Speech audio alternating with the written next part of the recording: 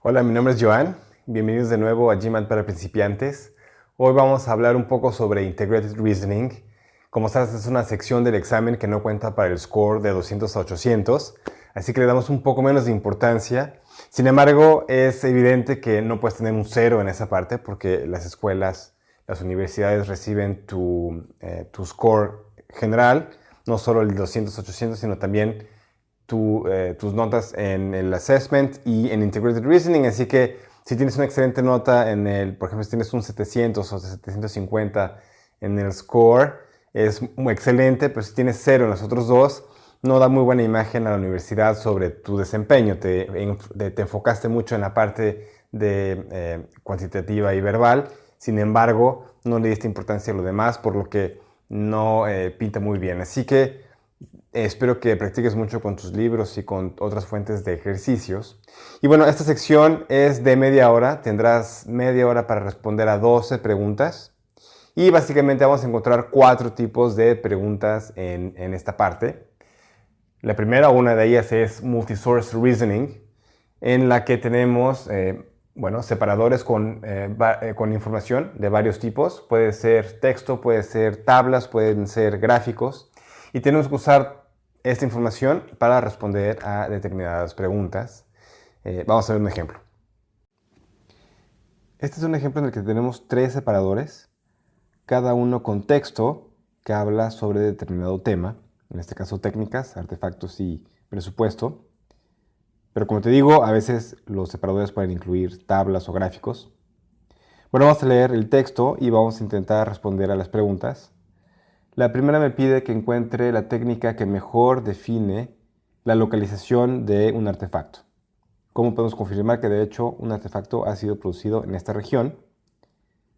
Y bueno, como podrás ver, tenemos que confirmar obviamente al separador de las técnicas y ver que la segunda técnica, ICP-MS, es la que más explícitamente me dice que va a determinar en dónde fue producido el artefacto.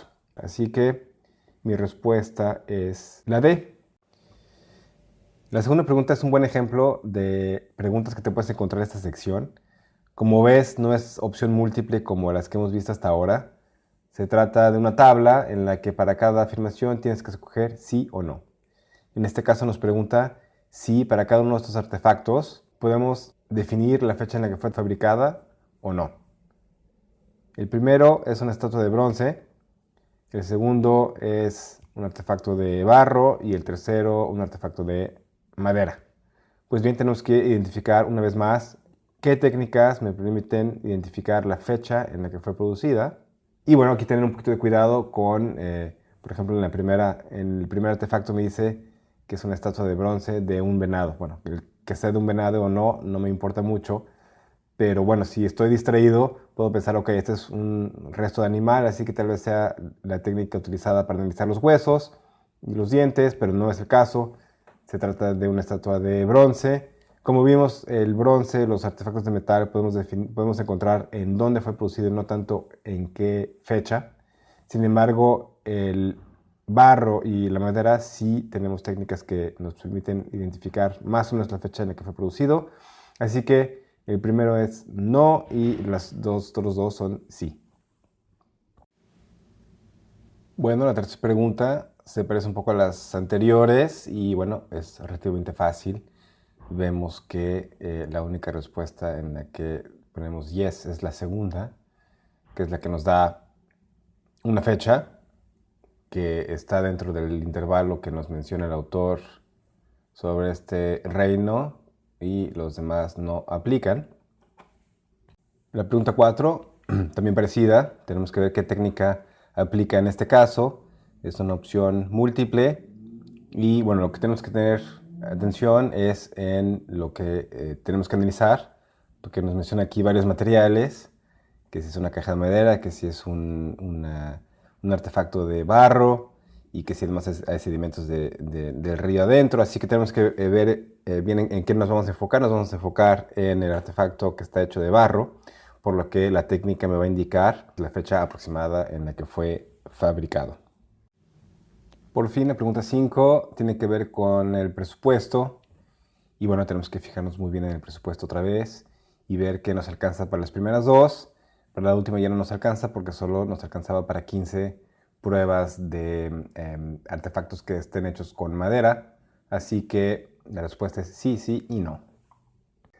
El otro tipo de preguntas es Graphics Interpretation. Bueno, como el nombre indica, te van a dar un gráfico y tienes que interpretarlo, utilizar la información que está en él para responder a determinadas preguntas. Vamos a hacer este ejemplo.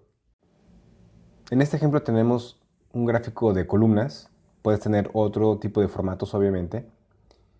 La primera pregunta me pide que encuentre el aumento en la producción del modelo Y en porcentaje. Y bueno, aquí tendrás que aplicar lo que aprendiste en la parte de las matemáticas, cómo calcular este aumento en porcentaje. Como recordarás, tienes que hacer la diferencia de los números entre 2010 y 2006 y dividir esa diferencia por el valor inicial, o sea, el valor de 2006. Veamos primero en la leyenda cuál es el modelo Y, es el gris claro. Así que en 2006 tengo aproximadamente 140 automóviles producidos y en 2010 215. Quiere decir como un aumento de aproximadamente 75 entre 2006 y 2010. Quiere decir que 75 es más o menos 50% de 140. Es un poco más en realidad, ¿no? Y bueno, viendo las posibles respuestas, la respuesta B es la que precisamente se adapta a este cálculo. 55% me parece bastante razonable. Es mi respuesta correcta. Como siempre, intenta estos pequeños atajos, estas pequeñas aproximaciones, para que no tengas que hacer el cálculo realmente, sino que encuentres rápidamente la mejor respuesta. La pregunta B es una pregunta tramposa. Te fijarás que no te pide el percentage increase, como en la primera, pero simplemente el increase in the number, o sea, el número absoluto de automóviles, cuál aumentó más de 2007 a 2008. Así que veamos de 2007 a 2008 cuál es el que sube más. Y bueno, rápidamente me doy cuenta que la respuesta es Z, ¿no? Aumenta en más de 100 la producción de automóviles de este modelo de un año para el otro, mientras que los demás tienen un aumento de 20, otros inclusive disminuyen, así que la respuesta es la C. El otro tipo de preguntas se llama two-part analysis y es un tipo de preguntas un poco raro. A mí se me hacen las más extrañas y básicamente normalmente tienes un texto que tienes que analizar para responder a una pregunta y esta pregunta la vas a responder en forma de tabla. Tienes varias líneas con varias posibles respuestas y tienes que escoger las que mejor se adaptan a la pregunta que te están haciendo. Son varios tipos de preguntas. Por ejemplo, puedes aquí tener un yes y un no. Tienes que escoger, por ejemplo, la respuesta verdadera y la que es falsa. Recuerda que solo puedes escoger una opción en cada columna y no tienes que escoger la opción correcta para cada una de las líneas. Es un poco raro, pero bueno, con la práctica obviamente te darás cuenta que, en fin, no es tan difícil, te acostumbrarás. Y bueno, vamos a ver el siguiente ejemplo. En este ejemplo tenemos que encontrar la teoría que apoya el autor y la suposición que necesitamos para apoyar esa teoría. Bueno, como te habrás dado cuenta, el texto es bastante corto y lo podemos resumir rápidamente. Y básicamente el autor dice que este tal sitio web Multipedia parece tener la misma calidad que las enciclopedias de alfabética, que son más tradicionales, más académicas. Así que vamos a buscar aquí en las afirmaciones esta teoría. La primera me habla de parcialidad en el estudio. Está fuera de ámbito, de hecho el autor me dice que fue imparcial, así que la descarto. La segunda me dice que solo este tipo de sitios web con esta técnica de crowdsourcing le puede hacer competencia a los textos más académicos y tradicionales. Tengo dudas sobre solo este tipo de sitios web, pero bueno, es de hecho la teoría que me parece que apoya el autor, así que la voy a guardar. La tercera me dice que Multipedia no puede garantizar el mismo nivel de calidad. De hecho es lo contrario, me acaba de decir que el nivel de calidad es comparable. La otra me habla de precios. No podemos inferir en el texto que el autor crea que por bajar el precio aumentará su mercado. Así que además el otro es gratis, por lo que es difícil competir con eso. No me parece que sea adecuado. La siguiente me dice que los editores de Multipedia no son clientes de la enciclopedia alfabética. No es algo que haya mencionado el autor en el texto, así que la descarto. Y por fin me dice que los escritores de Alfabética son igualmente creíbles que los de Multipedia. De hecho, es lo que me dice el autor. Y necesito esta suposición para poder afirmar que este tipo de sitios web le pueden hacer competencia a las enciclopedias tradicionales. Así que la respuesta es, la teoría que apoya el autor es la segunda afirmación, siempre y cuando la calidad de los escritores o de los contribuyentes de este tipo de sitios web tenga la misma calidad que los de las enciclopedias tradicionales.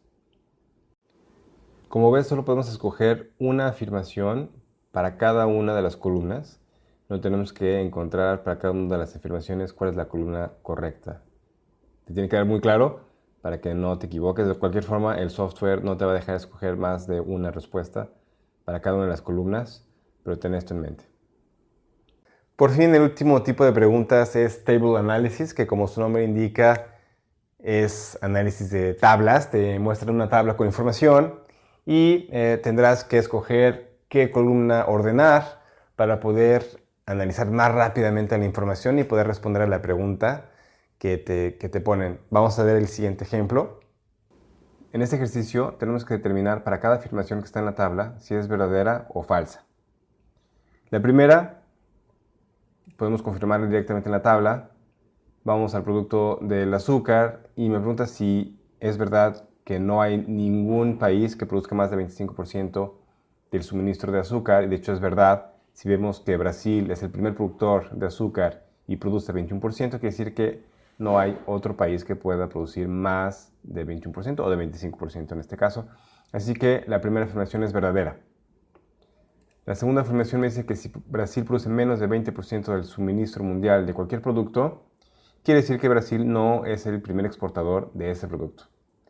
Bueno, para confirmarlo más fácilmente, vamos a ordenar la tabla por producción en porcentaje, o sea, la primera columna, para que me queden juntas todas las que son inferiores a 20%, que van desde el puerco hasta la res.